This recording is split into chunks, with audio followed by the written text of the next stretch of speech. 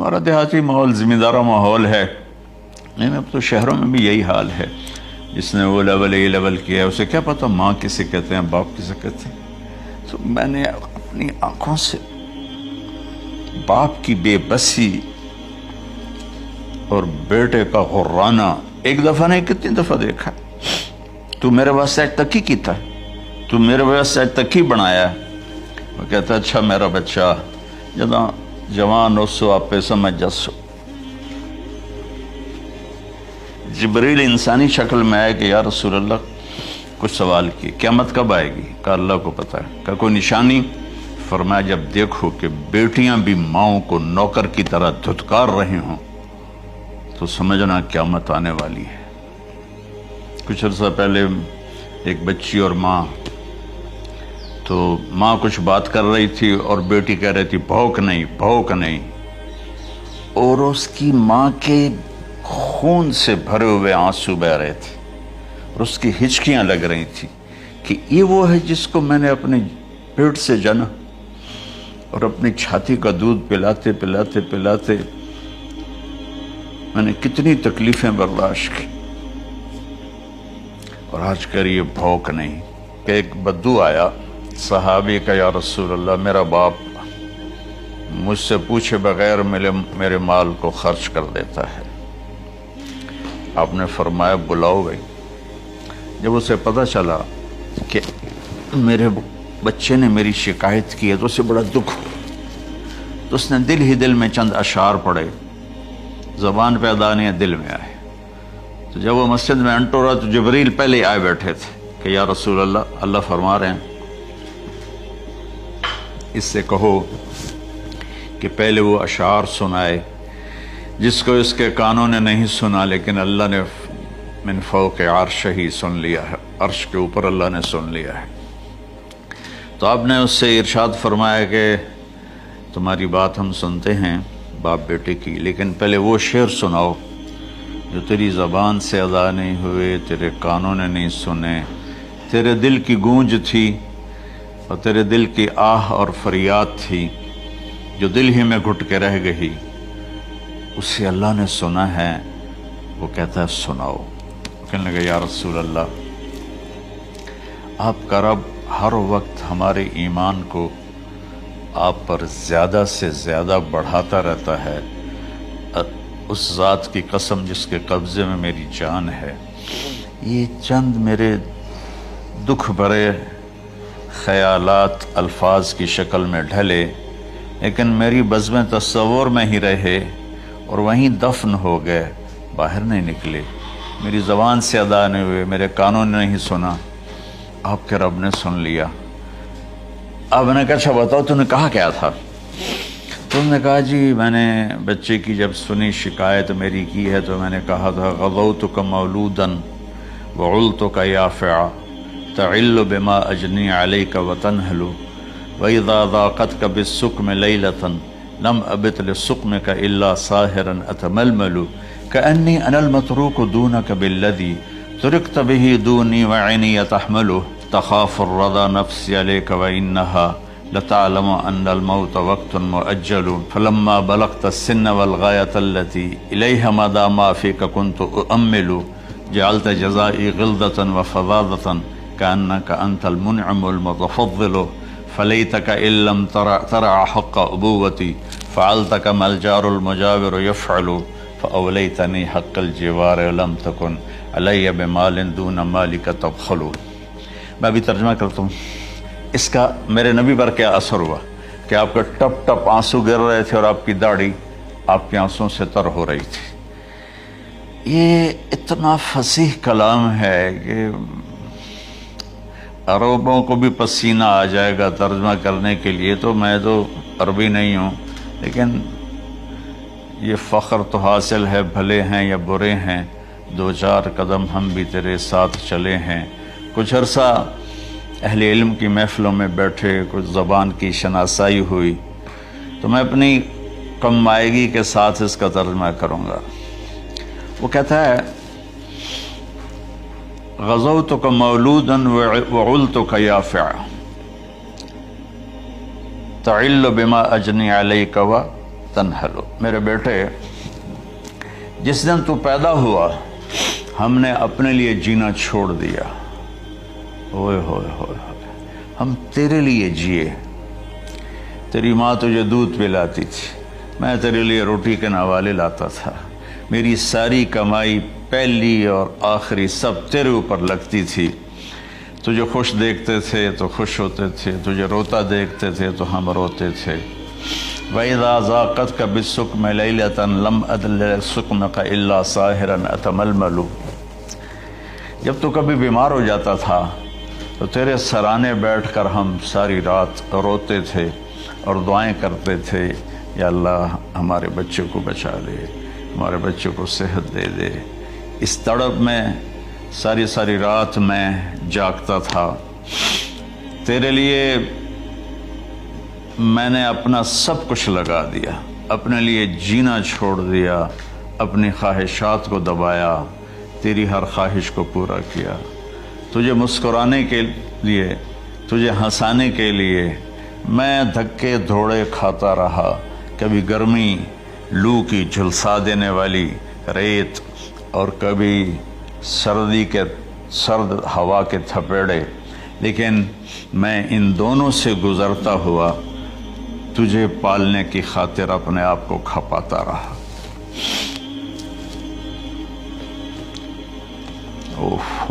فلما بلغت السن والغایۃ التی الیہ مدی ما فیک کنت اؤمل۔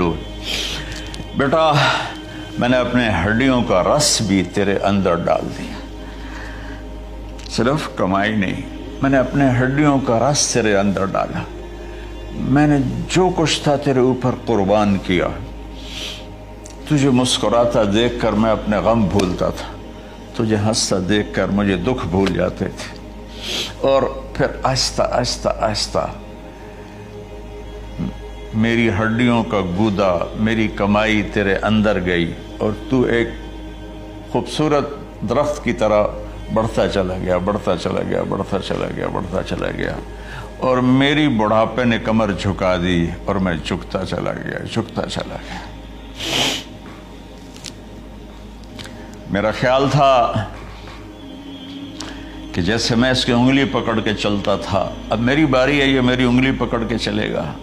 جیسے میں اسے سینے سے لگاتا تھا، پیار کرتا تھا، جھولے جھلاتا تھا، باغ میں لے جاتا تھا، یہ ساری اس کی تعبیرات کے اندر داخل ہیں، الفاظ میں نہیں ہیں۔ تو مجھے خیال آتا تھا جب میں بوڑھا ہو جاؤں گا نا تو میرا بیٹا بھی مجھے ایسے ہی لے کے پھرے گا، میرا بیٹا بھی میری سنے گا۔ یہ 100 دفعہ پوچھتا تھا یہ کیا ہے، اور میں ہر دفعہ جواب دیتا تھا یہ ہے۔ تو اب میں بوڑھاپے میں اس سے بات کروں گا، یہ میری بات سنے گا۔ میں اس کو نوالے کھلاتا تھا، یہ مجھے روٹی کھلائے گا۔ میں اس کا انگلی پکڑ کے چلتا تھا، یہ میرا ہاتھ پکڑ کے چلے گا۔ میری کمر بڑھاپے نے جھکا دی اور میں ایک خشک پیڑ کی طرح ہو گیا، اور جوانی نے تیری کمر کو سیدھا کیا اور تو ایک تر و تازہ درخت بن گیا۔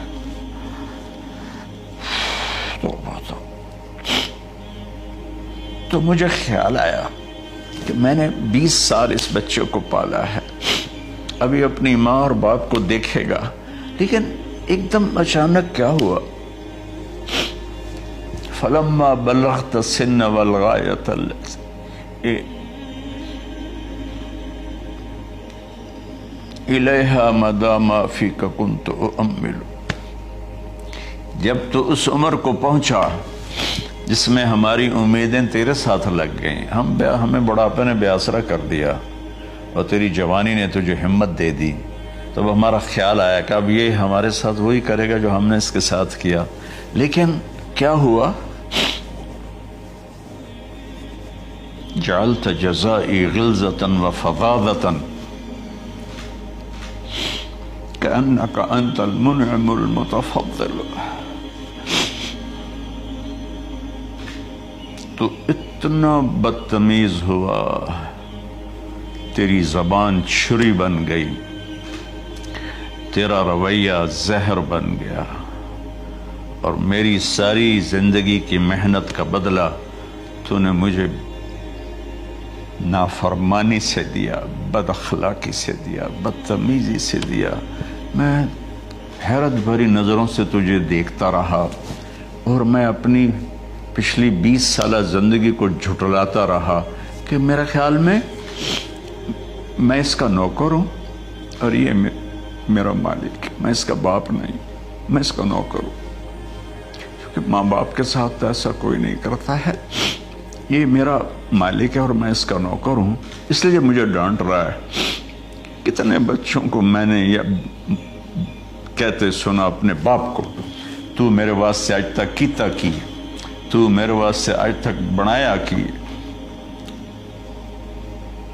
اور جو آپ بے بسی کی تصویر بنا ہوتا تھا وہ شکلیں بھی میرے سامنے ہیں۔ تو کمال کے اشعار، میں سوچ رہا ہوں جو میرا یہ حال ہے 1400 سال بعد کہ میرے آنسو نہیں رک رہے، تو اللہ کے نبی تو زارو قطار روئے تھے، داڑھی آنسوں سے تر ہو گئی تھی۔ کہا بیٹا جب تو نے میری ساری زندگی کی محنتوں کا بدلہ بدتمیزی سے دیا، گالی گلوچ سے دیا، دھکے دے کر باپ کو گھر سے نکال دیتے ہیں، تو بیٹا میں یہ سمجھا کہ تو نے ایک خواب دیکھا تھا، تو نے ایک خواب دیکھا تھا کہ تو باپ ہے اور یہ بیٹا ہے۔ اصل حقیقت یہ ہے کہ یہ مالک ہے اور میں نوکر ہوں۔ پھر آگے کہتا فَلَيْتَكَ إِن لَّمْ تَرَ حَقَّ أُبُوَّتِي فَعَلْتَ كَمَا الْجَارُ الْمُجَاوِرُ يَفْعَلُ۔ اچھا چلو بیٹا، تو نے مجھے باپ تو نہ سمجھا، چلو ایک پڑوسی سمجھ لو۔ عرب میں پڑوسی کا بہت خیال کیا جاتا تھا، اور یہ عرب کی شان تھی کہ اپنے پڑوسی کو وہ عزت دیتے تھے جو اپنے گھر میں ایک دوسرے کو عزت دیتے تھے۔ تو اس نے پھر اس کی طرف اشارہ کیا کہ اگر میں تیرا باپ نہیں ہوں، تیرے رویوں کو دیکھ کر تو یہی لگتا ہے کہ میں تیرا نوکر ہوں، تو میرا مالک ہے، تو چلو اتنا تو کر دے جتنا ایک پڑوسی کے ساتھ کرتا ہے۔ فَأَوْلَيْتَنِي حَقَّ الْجِوَارِ وَلَمْ تَكُنْ عَلَيَّ بِمَالٍ دُونَ مَالِكَ تَبْخَلُ۔ تو پڑوسی پر تو عرب خرچ کرتے ہیں، تو بھی تھوڑا سا میرے اوپر خرچ کر دیتا اور تو بخیل نہ بنتا، اور میرے خوابوں کو چکنا چور کر دیا، میری امیدوں پر پانی پھیر دیا، میرے بڑھاپے کو ذلت اور رسوائی میں بدل دیا۔ اچھا میرا پتر جا خوش رہو۔ ماں باپ کہاں بد دعائیں کرتے ہیں؟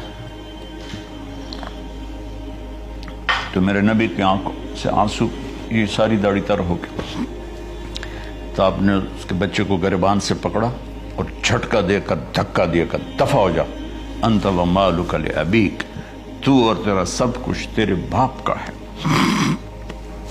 حضرت علی رضی اللہ تعالیٰ عنہ سے کسی نے پوچھا کہ آپ کے بیٹے حسن کیسے بیٹے ہیں؟ کہا حسن میرا وہ بیٹا ہے کہ جب میں چلتا ہوں تو میرے آگے نہیں چلتا، میرے پیچھے چلتا ہے، جب کہیں بیٹھنے کا موقع آتا ہے تو یہ پہلے نہیں بیٹھتا، پہلے مجھے بٹھاتا ہے پھر خود بیٹھتا ہے، جب کھانے پر بیٹھتے ہیں تو یہ روٹی کی طرف ہاتھ نہیں بڑھاتا جب تک میں نہ بڑھاؤں، یہ سالن کی طرف ہاتھ نہیں بڑھاتا جب تک میں نہ بڑھاؤں، میں کمرے میں ہوں تو یہ چھت پہ نہیں چڑھتا کہ میرے باپ کی بے ادبی ہو جائے گی۔ میں حالانکہ چھت پہ چڑھنا ضرورت کے لیے ہوتا ہے، لیکن قربان جائیں اہل بیت کے ایسے ہی اخلاق ہوتے ہیں، آل رسول ایسے ہی ہوتے ہیں۔ میرے عزیزوں نوجوانوں سے کہہ رہا ہوں جن کے والدین زندہ ہیں، ہم تو محروم ہو گئے، وہ قبروں میں چلے گئے، لیکن میں اتنا مصروف رہتا ہوں۔ اب یہ کرونا کی وجہ سے گھر میں بیٹھے ہوئے ہیں، یعنی میری زندگی ایسے پہیے کی طرح گھومی ہے، اور پھر دل کی تکلیف، پھر اس کے ساتھ سر کا درد شدید، اس کے باوجود میں روزانہ 10 نفل اپنے باپ کے لیے پڑھتا ہوں، 10 نفل اپنی ماں کے لیے پڑھتا ہوں، اور 4 نفل اپنی خالہ کے لیے پڑھتا ہوں کہ ساری زندگی سجدوں میں سر رکھ کے اس کا ثواب ماں باپ کو پہنچاؤں، تو ماں باپ کا حق ادا نہیں ہو سکتا۔